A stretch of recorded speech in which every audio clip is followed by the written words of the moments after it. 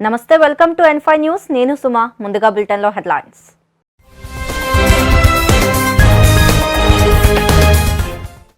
రేపు సాయంత్రం ఢిల్లీకి సీఎం జగన్. అమిత్ షా అధ్యక్షతన జరిగే ముఖ్యమంత్రుల సమావేశానికి హాజరు.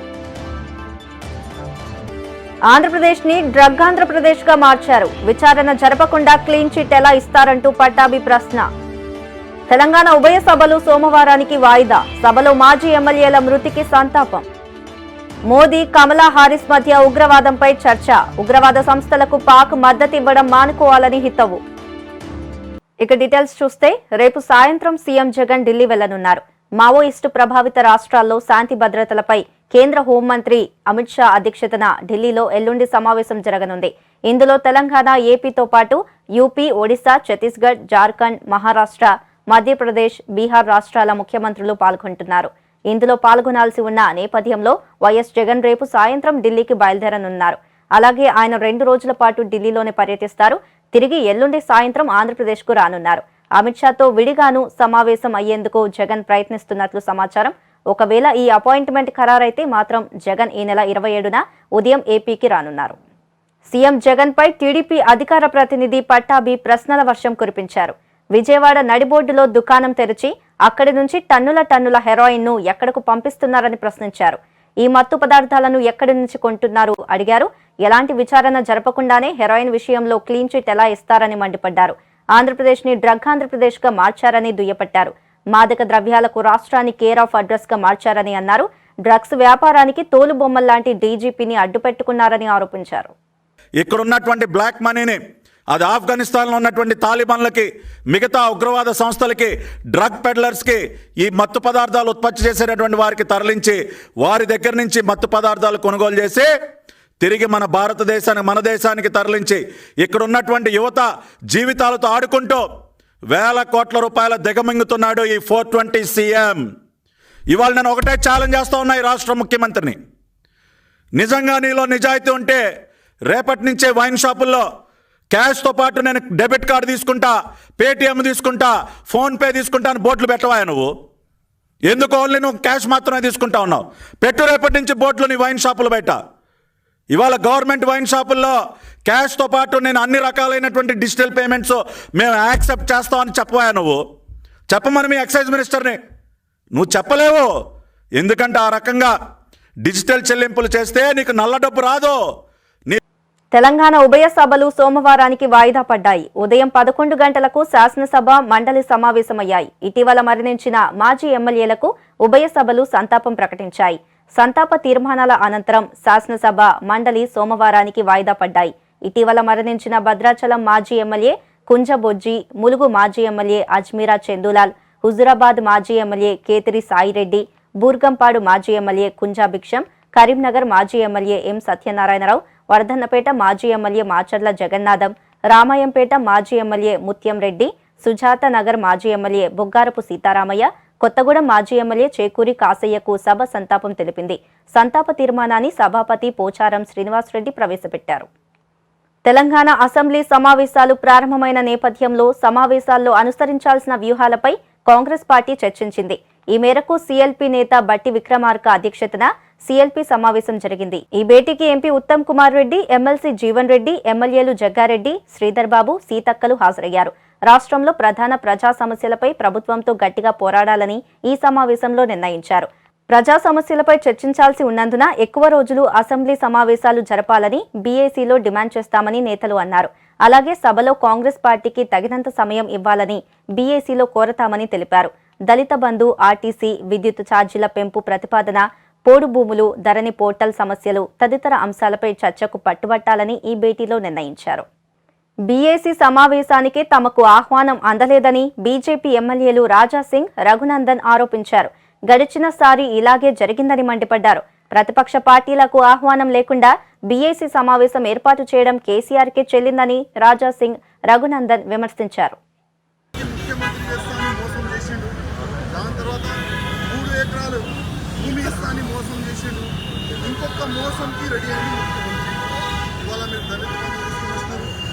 చాలా వరకు హుజురాబాద్లో అప్లికేషన్ పెట్టుకున్న వాళ్ళు విజిట్ ఎందుకు అంటే వాళ్ళు ఆడుతున్నారు, కోవడానికి ఒకటే ఆ బంధు దళిత బంధు స్కీమ్ నియోజకవర్గంలో ఇంప్లిమెంట్ చేయాలని మీడియా మిత్రులకి నమస్కారం. తెలంగాణ రాష్ట్రంలో ఉన్నటువంటి అనేక సమస్యల పట్ల ప్రశ్నించే ప్రతిపక్షాలుగా మేము సిద్ధంగా ఉన్నాం. ఇందాక రాజాసింగ్ గారు కోరినట్టు శాసనసభ సమావేశాన్ని ఒక నెల రోజుల పాటు జరపాలని భారతీయ జనతా పార్టీ పక్షాన డిమాండ్ చేస్తూ గతంలో దళితులకి ఉమ్మడి ఆంధ్రప్రదేశ్లో జరిగినటువంటి అన్యాయాలను చేసినటువంటి కోనేరు రంగారావు కమిటీ నివేదికను రాష్ట్ర శాసనసభ ముందుంచాలని దాని మీద చర్చ జరగాలని భారతీయ జనతా పార్టీ కోరుతున్నారు. అదే రకంగా రాష్ట్రంలో ఉన్నటువంటి గిరిజన అనుమతులకు సంబంధించి గిరిజన దళితులకు సంబంధించి గిరిజలాని కమిటీ చేసినటువంటి నివేదికలు రాష్ట్ర శాసనసభ ముందుంచాలని విజ్ఞప్తి చేస్తా ఉన్నారు. ఈ రోజు వరకు 24వ తారీఖు వరకు ఇందో గ్రామాల్లో అందరూ పెంచారు. నిరుద్యోగులకు రానటువంటి నిరుద్యోగులకు ఇస్తున్నటువంటి ఉద్యోగ నియామకాలకు సంబంధించి రాష్ట్ర ప్రభుత్వం తమ ఆర్థిక స్థితిగతుల పట్ల ఒక శ్వేతపత్రం ఇవ్వాలని చెప్పి భారతీయ జనతా పార్టీగా డిమాండ్ చేస్తూ ఉన్నారు. జీడీపీ జరిగిందంటారు, జీఎస్టీపీ జరిగిందంటారు, 1, 2, 3, 4, 5 స్థానాలకి ఆర్థిక స్థితిగతులు మెరుగైనాయని చెప్పిన మీరు 25వ తారీఖు వస్తే కూడా పెన్షన్ ఎందుకు రాలేదు ప్రజలకు చెప్పాలి. దళితుల సమస్య, గిరిజనుల సమస్య, నిరుద్యోగుల సమస్య ఉద్యోగస్తులుగా ఉండి మీరు ప్రకటించిన 30% ట్రీట్మెంట్ని, మీరు ప్రకటించినటువంటి 30% అలవెన్సెస్ని పొందలేని ప్రభుత్వ ఉద్యోగ పక్షాన పోరాడినందుకు భారతీయ జనతా పార్టీ సిద్ధంగా ఉంది. అదే రకంగా ఆత్మహత్య చేసుకుంటున్నటువంటి రైతన్నలు, ఫసల్ బీమా అందనటువంటి రైతన్నలు, ఆగస్టు 30కి పూర్తయినటువంటి రైతు బీమాలో తమ పేర్లు నమోదు కానిటువంటి రైతన్నల సమస్యలు, మొన్న మీరు హుజరాబాద్లో 50 లక్షల రుణమాఫీ, పలు సమస్యల పట్ల ప్రశ్నించేందుకు సిద్ధంగా ఉన్నాం. తగినంత సమయాన్ని వినే ఓపికను ఆ బాబాసాహెబ్ అంబేద్కర్ గారు వారికి ప్రసాదించాలని వారిని ప్రార్థిస్తూ ఈరోజు పాదయాత్ర కార్యక్రమాన్ని అమెరికా పర్యటనలో భాగంగా భారత ప్రధాని నరేంద్ర మోదీ ఆ దేశ ఉపాధ్యక్షురాలు కమలా హారిస్ భేటీ అయ్యారు. ఇరువురి మధ్య మొదటి రోజు పలు అంశాలు చర్చకు వచ్చాయి. ఉగ్రవాద సమస్య గురించి మాట్లాడుతూ స్వయంగా పాకిస్తాన్ ప్రస్తావనను కమలా హారిస్ తీసుకొచ్చారు. ఉగ్రవాద సంస్థలకు ఆ దేశం మద్దతు ఇవ్వడం మానుకోవాలని ఈ సందర్భంగా హితవు పలికారు. ఉగ్ర సంస్థలకు పాకిస్తాన్ ఇస్తున్న మద్దతును నిశితంగా పర్యవేక్షించాల్సి ఉందన్నారు. ఉగ్రవాద కార్యకలాపాలపై పాక్ చర్యలు తీసుకోవాలని సూచించారు. 3 రోజుల అమెరికా పర్యటనలో భాగంగా మొదటి రోజు కమలా హారిస్ ఆస్ట్రేలియా, జపాన్ ప్రధానులతో మోదీ సమావేశమయ్యారు. ప్రముఖ సంస్థల సీఈఓలతో చర్చలు జరిపారు. ఇక రెండో రోజు అధ్యక్షుడు జో బైడెన్ క్వాడ్ నేతలతో భేటీ కానున్నారు. India, of course, is a very important partner to the United States. Throughout our history, our nations have worked together, have stood together to make our world a safer and stronger world. Mr. Prime Minister, when you and I last spoke in June, we talked about how our world is more interconnected and interdependent than ever before. And the challenges that we face today have highlighted that fact. Be it सभी पर America ने बहुत ही महत्वपूर्ण initiative लिए हैं. Excellency, President Biden and yourself, you took up the leadership of the United States in very challenging atmosphere and challenging times. But within a very short period of time, you have had many achievements to your credit, whether that be COVID, climate, or the Quad. On all these issues, the United States has taken very important initiatives. विश्व की सबसे बड़ी और सबसे पुरानी democracies के रूप में भारत और अमेरिका नेचुरल पार्टनर है. हमारे मूल्यों में समानता है, हमारे जियोपॉलिटिकल हितों में समानता है और हमारा तालमेल और सहयोग भी భారత్లో కోవిడ్ సెకండ్ వేవ్ వచ్చినప్పుడు చేయి అందించి దేశానికి సహాయం చేసి ఆదుకున్న అమెరికా ప్రభుత్వానికి మోదీ కృతజ్ఞతలు తెలియజేశారు. భారతదేశ ప్రజలు కమలా హారిస్ ను స్వాగతించడానికి వేచి ఉన్నట్లు వెల్లడించారు. ఈ సందర్భంగా భారతదేశాన్ని సందర్శించాలని కమలా హారిస్ ను మోదీ ఆహ్వానించారు. इसलिए मैं आपको विशेष रूप से भारत आने का निमंत्रण देता हूं. महीने पहले आपके साथ टेलीफोन पर विस्तार से बात करने का मुझे मौका मिला था और बहुत ही आत्मीयतापूर्ण और बहुत ही स्वाभाविक तरीके से आपसे जो संवाद करने का मुझे अवसर मिला वो मुझे हमेशा याद रहेगा और मैं इसके लिए बहुत आपका आभारी हूं। और वो समय था जब भारत कोविड की दूसरी लहर से बहुत ही पीड़ित था, बड़ा संकट था कि उस समय जिस प्रकार से आत्मीयता से आपने भारत की चिंता की, जो शब्द व्यक्त किए और जो सहायता के लिए हाथ बढ़ाया, इसके लिए मैं फिर एक बार हृदय से आपका आभार व्यक्त करता हूं। फिर एक बार इस वार्म स्वागत के लिए मैं आपका हृदय से बहुत बहुत आभार व्यक्त करता हूं। Once again, Excellency, let me thank you and express my gratitude for this very warm welcome. Thank you, Mr. Prime Minister, and welcome to you. Thank you. Thank you. YCP అధికారంలోకి వచ్చాక ఎస్సీ, ఎస్టీ, బీసీ, మైనార్టీలకు చెందిన సుమారు 27 సంక్షేమ పథకాలను రద్దు చేశారంటూ పిఠాపురం నియోజకవర్గంలో మాల మహానాడు ఆధ్వర్యంలో నిరసన దీక్ష చేపట్టారు. జగన్ కు అధికారం రావడానికి ప్రధాన కారకులైన దళితులను నవరత్నాల పేరుతో మోసం చేశారంటూ మాల మహానాడు జాతీయ అధ్యక్షుడు పండు అశోక్ కుమార్ ఆరోపించారు. భారత రాజ్యాంగంలో పొందుపరిచిన హక్కులను కాలరాస్తూ నియంతత్వ పాలన కొనసాగిస్తున్నారని విమర్శించారు. నియోజకవర్గంలో ఒక మహత్తర ఉద్యమానికి టీవీరావు మానమానాడు ఈరోజు అంకురార్పణ చేసింది. ఎంతో కాలంగా ఉద్యమం మొదలు పెట్టాలని ఆశిస్తున్నాం. ఎందుకంటే ప్రభుత్వానికి ఎప్పుడైనా కనువిప్పు కలుగుతుందేమో అని ఇప్పటి వరకు వేచి చూసాం. కానీ నిద్ర నటిస్తున్న ప్రభుత్వాన్ని లేపడం అంత ఈజీ కాదని మేమే కార్యరూపం దాల్చడానికి ముందుకు రావడం జరిగింది. ముఖ్యంగా అనేక సంవత్సరాలుగా సంక్షేమ పథకాల పేరుతో మాకు ఎంతో కొంత ఉపాధి అవకాశాలు కల్పిస్తున్న అనేక స్కీములను, ప్రమాణమి 27 స్కీములను జగన్మోహన్ రెడ్డి గారి ప్రభుత్వం ఈరోజు రద్దు చేయడం జరిగింది. రద్దు చేయడమో దాన్ని కొనసాగించకపోవడం జరుగుతుంది. వీటికి వ్యతిరేకంగా ఈరోజు పిఠాపురం నియోజకవర్గం అనేది ఒక యుద్ధ భూమి. ఏ కార్యక్రమాలైనా ఇక్కడి నుంచి ఎక్కువ స్టార్ట్ అవుతుంటాయి కాబట్టి ఇక్కడి నుంచే మేము అంకురార్పణ చేయడం జరిగింది. ఇది యావత్ రాష్ట్రానికి స్ప్రెడ్ చేసి జగన్మోహన్ రెడ్డి గారి యొక్క ప్రభుత్వం యొక్క నిజస్వరూపాన్ని ప్రతి దళిత వాడలో కూడా తెలియజేయాలనే ఉద్దేశంతో ఈ కార్యక్రమాన్ని ఇక్కడ మొదలు పెట్టడం జరుగుతుంది.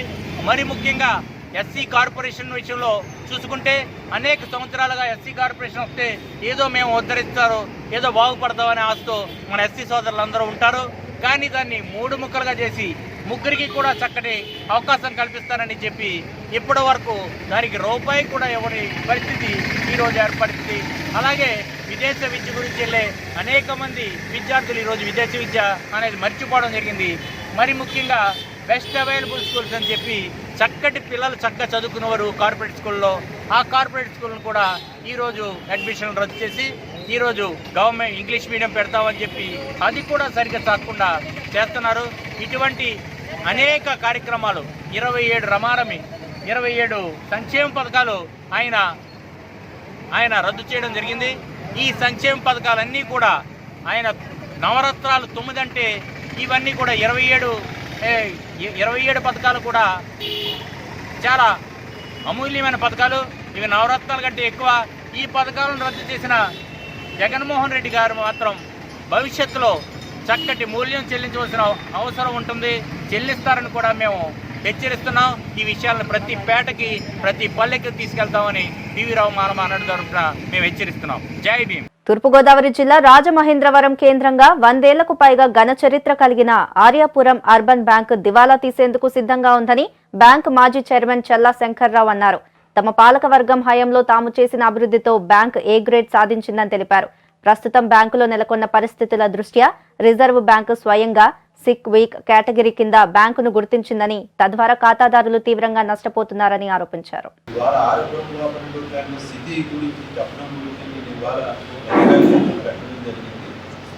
మేము దిగిపోయేటప్పటికి 25 కోట్లు నెట్ ప్రాఫిట్లో ఇవ్వడం జరిగింది. ఎందుకంటే మేము వచ్చేటప్పటికి 12 కోట్ల జనరేషన్ క్రాస్ ప్రాఫిట్ వస్తే మేము దిగేటప్పటికి 25 కోట్లు క్రాస్ ప్రాఫిట్ రావడం జరిగింది.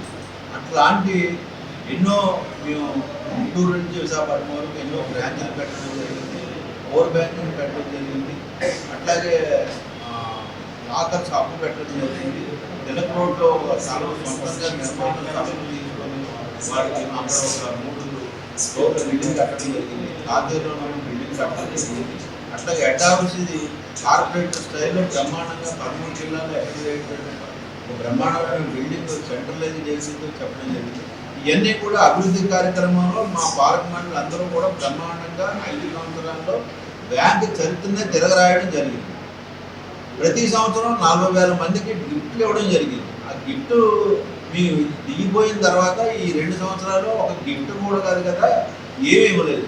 అన్నింటికంటే ఇవాళ నేను చెప్పేది ఏంటంటే రిజర్వేషన్ పెట్టడం జరిగింది.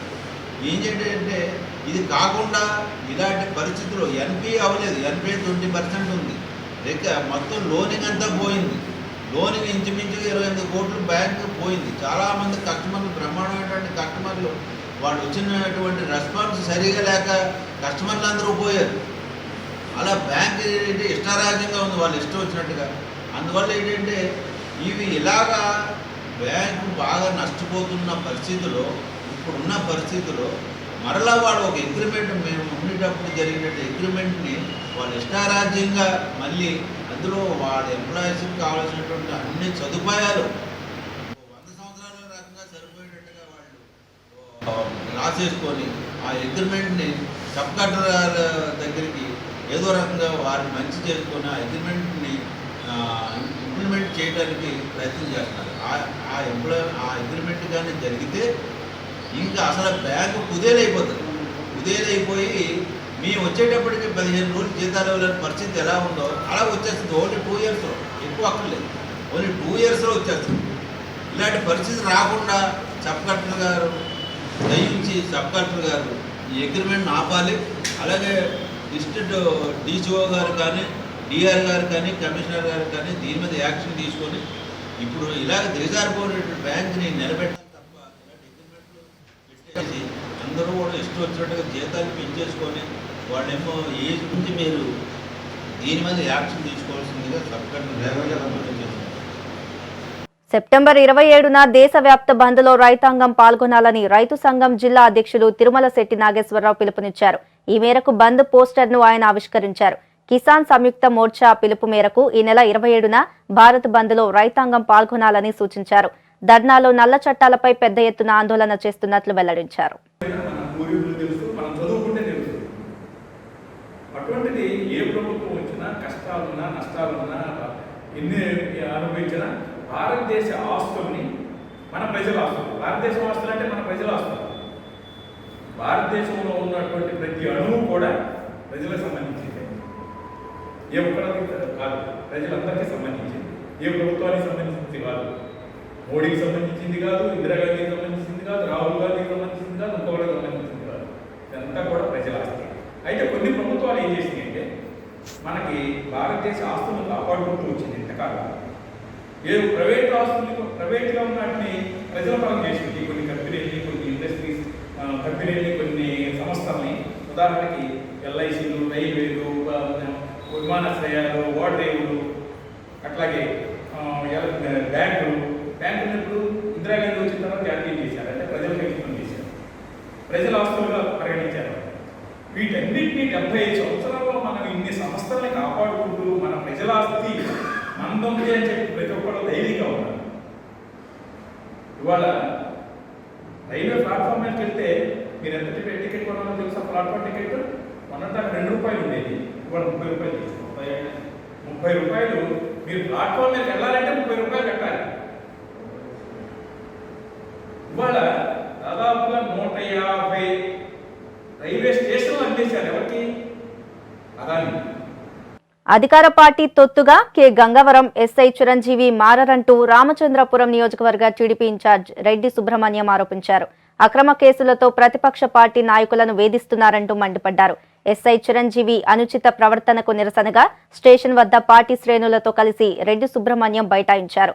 దీంతో సీఐ కలుగ చేసుకుని విచారిస్తామని హామీ ఇవ్వడంతో టీడీపీ శ్రేణులు ఆందోళనను విరమించారు. నేను క్యాబినెట్ ర్యాంక్ చేసిన రాజ్యాంగబద్ధం చేసినటువంటి వ్యక్తిని కదా సార్.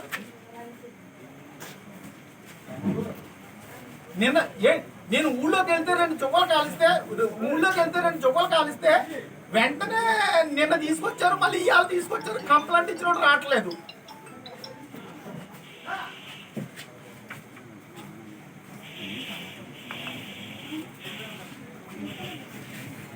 నేను చిన్న ఇష్యూ కాబట్టి ఇష్యూ లేని దానికి 2 రోజులు తిప్పుతున్నారు, మళ్ళా రేపు రమ్మంటారు.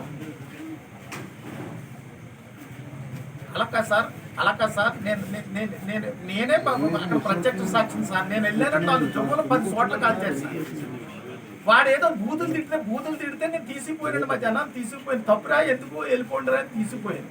అవన్నీ ఎస్ఐ గారితో కూల్గా నేను ఎక్స్ప్లెయిన్ చేశాను. ఎక్స్ప్లెయిన్ చేస్తే నిన్న అయిపోయింది. మళ్ళీ ఈవేళ పిలిచారు. ఈవేళ కంప్లైంట్ ఇచ్చిన లేడు, మళ్ళీ రేపు పిలుస్తారు. ఏంటిది? కౌన్సిల్ మాజీ డిప్యూటీ చైర్మన్ చేశాను, నేను క్యాబినెట్ ర్యాంక్ చేశాను.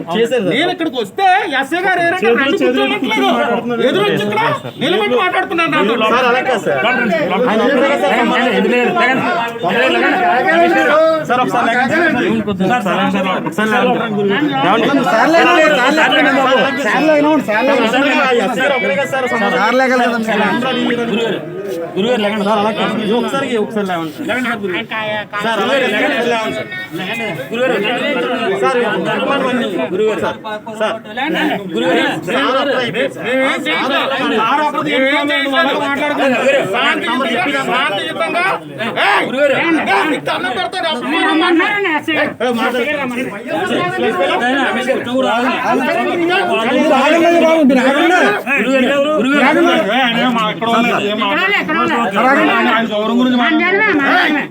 మీరందరూ కూడా వెళ్ళిపోండి, ఎవరు కూడా శాంతియుతంగా ఉండండి.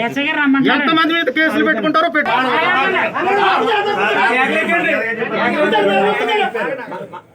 మీరు పద్ధతిగా 2 ఆప్షన్లు చెప్పారు. ఇలా అయితే కేసు కట్టేయండి, లేదా మాట్లాడి పంపించండి. మళ్ళీ ఇది ఇవ్వలేస్తారు. అక్కడే నేను తిట్టి మందలించాను. అతను ఓడిపోయిన ఇంటికాడ మానేసి మిగతా చోట కాల్చకుండా వచ్చేస్తాను. ఆయన కంప్లైంట్ ఇస్తే మంత్రి గారి కొడుకు ఫోన్ చేస్తే వీళ్ళు తీసుకొచ్చి నేను కూర్చోబెట్టి వివరణ అడిగి అటో ఇటో తేల్చారు. వినండి కంప్లీట్. నిన్న తీసుకొచ్చారు. నిన్న తీసుకొచ్చిన దానికి నేనేమన్నా, నేను అది చెప్పాను ఆయనకి. నాకు యూనిఫామ్ అంటే రెస్పెక్ట్ నాకు. అందుకని ఏం చెప్పాను, కంప్లైంట్ ఇస్తే మీరు తీసుకురావడం డ్యూటీ. మేం కంప్లైంట్ ఇచ్చినా మరలా మీరు తీసుకురాకపోతే మేము అడుగుతాం, తీసుకొచ్చారు. ఎంక్వైరీ చేసేసి ఆ గొడవలకు వెళ్ళొద్దని నిన్న జడ్జిమెంట్ ఇచ్చేసి ఏదో కన్క్లూజన్కి రావాలి. లేదు, మంత్రి గారు కొడుకు మెప్పు మార్కులు కావాలి కాబట్టి ఎఫ్ఐఆర్ వేసేసి నండే నాకు తెలుసు ఎఫ్ఐఆర్ వేసేసి మిమ్మల్ని అరెస్ట్ చూపించున్నానని అదన్నా చెయ్యాలి. అంటే ఇదన్నా చెయ్యాలి, అదన్నా చెయ్యాలంటున్నాను. ఎఫ్ఐఆర్ వేయలేదు. ఎఫ్ఐఆర్ వేయకుండా నిన్న పిలిచారు, వెళ్ళిపోయారు. మళ్ళీ వాళ్ళు పిలిచారు, మళ్ళీ కంప్లైంట్ లేడు, మళ్ళీ రేపు పిలుస్తారు. ఏంటిది అడుగుతా.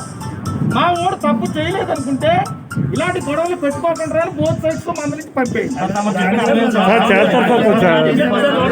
ప్రకాశం జిల్లా గిద్దలూరు నియోజకవర్గంలో కలెక్టర్ ప్రవీణ్ కుమార్ పర్యటించారు. ఈ సందర్భంగా అర్ధవీడు మండలం కాకర్ల గ్రామంలోని వెలిగొండ ప్రాజెక్టు సంబంధిత కాకర్ల డ్యాం ను పరిశీలించారు. డ్యాం పరిసర ప్రాంతాల ప్రజలతో మాట్లాడి సమస్యలను అడిగి తెలుసుకున్నారు. నియోజకవర్గ పరిధిలోని కంబం బేస్తవారిపేట మండలాల్లో పలు సచివాలయాలను తనిఖీ చేశారు.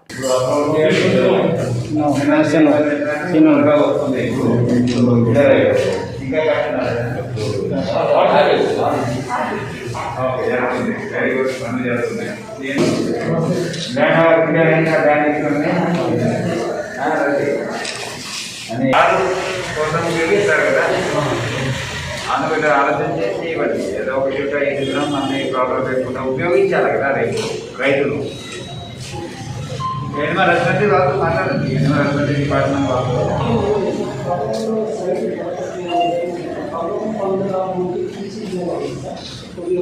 పర్లేదు, అదే ఇష్యూ లేదండి. ఉపయోగం ఎంత దూరం అన్నీ లేకుండా చూడాలి. డిస్టెన్స్ ఫ్యాక్టర్ అన్ని ఎనిమల్ హస్బెండరీ వాళ్ళ ఒపీనియన్ కూడా తీసుకోండి. వాళ్ళు కేంద్రాలు కదా, వాళ్ళ ఒపీనియన్ తీసుకొని ఈ 3 కాన్స్టిట్యున్సీ సంబంధించి డాక్టర్స్తో వ్యాక్సినేషన్ అలాగే వెక్టర్ మోడీస్ పైన రివ్యూ చేయడం జరిగింది. సో సచివాలయం ఇన్స్పెక్షన్లో ప్రజలకి అందుబాటులో ఉన్న సచివాలయాల్లో అన్ని విధంగా సర్వీసెస్ రావాలి. అది కూడా బియాండ్ స్టడీ లేకుండా అటెండెన్స్ కరెక్ట్గా ఉండాలి. ముఖ్యమంత్రి గారు ఇచ్చిన ఆదేశాలు, ప్రభుత్వం ఇచ్చిన ఆదేశాల ప్రకారం ప్రజలకు అందుబాటులో ఉండి అన్ని విధంగా సర్వీసెస్ ఇవ్వాలి ఉద్దేశంతో ఆర్బీకే అలాగే గ్రామ సచివాలయం వార్డు సచివాలయం పనిచేస్తున్నాయి. ఈరోజు ఇన్స్పెక్షన్ చేయడం జరిగింది, అలాగే కొన్ని ఇన్స్ట్రక్షన్ కూడా ఇవ్వడం జరిగింది. రెండోది R&R వెలుగొండ ప్రాజెక్టు భాగంగా ఇప్పుడు చేయబోతున్నాము. అన్ని విధంగా ఏర్పాట్లు చేసి సర్వే చేసి అన్ని కూడా పూర్తి చేయడం జరిగింది. ఇప్పుడు లిస్ట్ కూడా ఫైనల్ డిస్ప్లే చేయడం జరుగుతుంది. కాకర్ల గ్రామంలో ఉన్నటువంటి కొన్ని సమస్యలు ఎప్పటి నుంచి ఉన్నాయి అన్ని కూడా మన దృష్టిలో రావడం జరిగింది. త్వరలోనే నిర్ణయం తీసుకొని రాష్ట్ర ప్రభుత్వం ఇచ్చిన ఆదేశాల మేరకు చర్యలు తీసుకోవడం జరుగుతుంది. ముఖ్యంగా ఈరోజు ప్రకాశం జిల్లా ప్రజలకి చెప్పేది ఏముందంటే, థర్డ్ వేవ్ కరోనా రాకుండా అన్ని చర్యలు తీసుకోవాలి. ఈరోజు కూడా చూసాము చాలా చోట్ల ప్రజలు మాస్క్ వేసుకోకుండా తిరుగుతున్నారు, సోషల్ డిస్టెన్సింగ్ ఫాలో చేయకుండా అన్ని విధంగా వాళ్ళు అన్ని కార్యక్రమాల్లో పాల్గొంటున్నారు. ఇది చాలా చాలా మనకి సమస్యాత్మకంగా కార్యక్రమాలు. ఎందుకంటే థర్డ్ వేవ్ రాకుండా చూడాలంటే కోవిడ్ అప్రోప్రియేట్ బిహేవియర్ అందరూ ఫాలో కావాలి. రెండోది, ఒకసారి కోవిడ్ వచ్చే పరిస్థితి కూడా ఉన్నా మన వ్యాక్సినేషన్ 100% సింగిల్ డోస్ కనీసం అయి ఉంటే అంత సివియరిటీ ఉండదు. సో వ్యాక్సినేషన్లో కూడా ఈ ప్రాంతాల్లో ఎర్రగొండపాలెం కాన్స్టిట్యున్సీ, గిద్దలూరు కాన్స్టిట్యున్సీ, మార్కపూర్ కాన్స్టిట్యున్సీలో ఉన్న కొన్ని గ్రామాల్లో ఇంకా 18+ జనాభా, అంటే ఇప్పుడు వ్యాక్సినేషన్ అందరికీ అందుబాటులో వచ్చాయి కాబట్టి అందరూ సహకరించాలి. ఇంకా చాలామంది వ్యాక్సినేషన్కి రావడం లేదు. మన జిల్లా ప్రజలందరికీ కూడా వచ్చే వారం 10 రోజుల్లో మన జిల్లాలో దాదాపుగా 3-4 లక్షల వరకు వ్యాక్సినేషన్ వస్తాయి. అన్ని ఏర్పాటు చేస్తాము, క్షేత్రస్థాయిలో ఉంచుకోవడం జరుగుతుంది. ప్రకాశం జిల్లా ప్రజలు అన్ని కేటగిరీలో ఉన్న వాళ్ళు ఫస్ట్ డోస్ 18+ అందరూ వ్యాక్సినేషన్ చేయించుకోవాలి. సెకండ్ డోస్ టైం బట్టి వాళ్ళు వ్యాక్సినేషన్ సెంటర్కి వెళ్ళి వ్యాక్సినేషన్ చేసుకోవాలి. వ్యాక్సినేషన్ తప్ప ఈ కరోనాకి ఎలాంటి ఇప్పుడు ట్రీట్మెంట్ లేదు. సో వ్యాక్సినేషన్ ఖచ్చితంగా చేయాలి. ఈ సందర్భంగా ముఖ్యంగా ఈ వెస్టర్న్ ప్రకాశంలో ఉన్న ప్రజలకి మేము ప్రత్యేకంగా కోరుకుంటున్నాను. ఎందుకంటే ఇక్కడ అందుబాటులో ఉన్న అంత మంచి హాస్పిటల్ కూడా లేదు. ఇక్కడ నుంచి ఏదైనా ఉంటే మళ్ళీ ఒంగోలు కానీ మరి చెన్నై కానీ నెల్లూరు గుంటూరు కానీ చేయాలంటే ఇంకా చాలా టైం పడుతుంది, చాలా సమస్యలు ఉంటాయి. కాబట్టి ఈ సందర్భంగా ఈ ఏరియాలో కనీసం 18+ అందరూ సింగిల్ డోస్ వెంటనే చేయించుకోవాలి. ఈ సందర్భంగా ఇక్కడ ప్రజలకి నేను కోరుకోవడం జరుగుతుంది. ఈ హెల్త్ అలాగే vector borne malaria, dengue, chikungunya కూడా రాకుండా వాళ్ళు కూడా అన్ని విధంగా. కందుకూరు నియోజకవర్గ పరిధిలోని కందుకూరు, గుడ్లూరు, లింగసముద్రం, ఉలవపాడు, వివిపాలెం మండలాలకు సంబంధించిన మండల పరిషత్ అధ్యక్షులు, వైస్ అధ్యక్షుల పేర్లను కందుకూరు శాసనసభ్యులు మానుకుంట మహిదర్ రెడ్డి వెల్లడించారు. 5 మండలాల పేర్లను అధిష్టానానికి పంపించామని, ఇన్ఛార్జి మంత్రి సంతకంతో జాబితా తమ కార్యాలయానికి వచ్చినట్లు మహిదర్ రెడ్డి తెలిపారు. ఎన్నుకోబడిన వ్యక్తులు ప్రమాణ స్వీకారం చేస్తారని తెలిపారు. పార్టీ కేంద్ర కార్యాలయం వారు పంపించిన ఎంపీపీ, వైస్ ఎంపీపీ పేర్లు ఇప్పుడే లిస్టు అక్కడి నుంచి బీ ఫారాలు పంపించడం జరిగింది.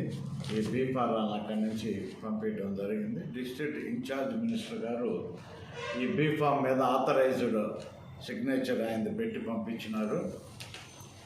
ఇది కందుకూరు మండలం ప్రెసిడెంట్, ఎంపీపీ ప్రెసిడెంట్గా ఇంటూరి సుశీల, వైఫ్ ఆఫ్ మాధవరావు. వలేటివారిపాలెం మండలం పొనుగోటి మౌనిక, వైఫ్ ఆఫ్ పొనుగోటి మహేష్. గుడ్లూరు మండలం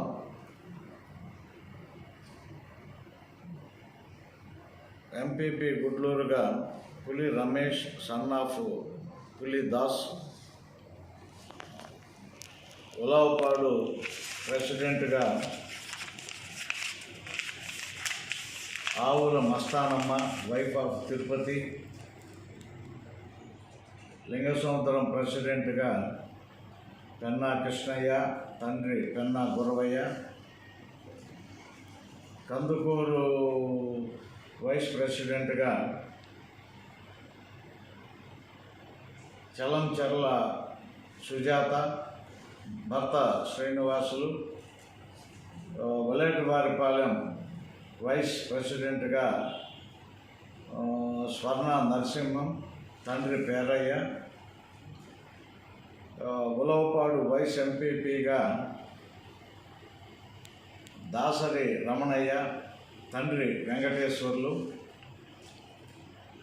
గుడ్లూరు వైస్ ప్రెసిడెంట్గా మోరంబోయిన శ్రీరాములు తండ్రి రామయ్య, లింగసముద్రం వైస్ ప్రెసిడెంట్గా ఎడవల్లి లత. పశ్చిమ గోదావరి జిల్లా జంగారెడ్డిగూడెం మండలంలో త్రివేణి కాలేజ్ బస్సు ప్రమాదానికి గురైంది. పుట్లగట్లగూడెం వద్ద ఆగి ఉన్న ఆర్టీసీ బస్సును త్రివేణి కాలేజ్ బస్సు ఢీకొట్టింది. దీంతో బస్సులోని విద్యార్థులకు తీవ్ర గాయాలయ్యాయి. వెంటనే క్షతగాత్రులను జంగారెడ్డిగూడెం ఏరియా ఆసుపత్రికి తరలించి చికిత్స అందిస్తున్నారు.